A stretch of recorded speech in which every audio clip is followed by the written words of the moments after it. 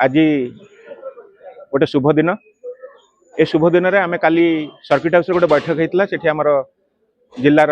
विधायक बसी विधायक बसिक आम डिसाइड कर मंदिर परिक्रमा आम मुख्यमंत्री आमर पीडब्ल्यूडी मंत्री हरिचंदन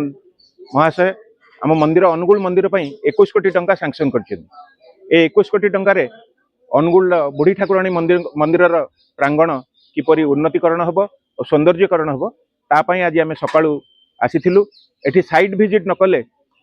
आम जानीपारूनी से जो आमको पीडब्ल्यूडी वाला आमको जो प्लान देते से आम किसी बुझा पड़लानी जे केमिति हम मंदिरटा से आज सकाळू साइट विजिट है पीडब्ल्यूडी मुख्य अधिकारी आम सागर अच्छा नहीं आम कम करूँ किंतु प्रथमे सबु मंदिर डिमोलिश जिते छोट छोट मंदिर अच्छी डिमोलिश कर आज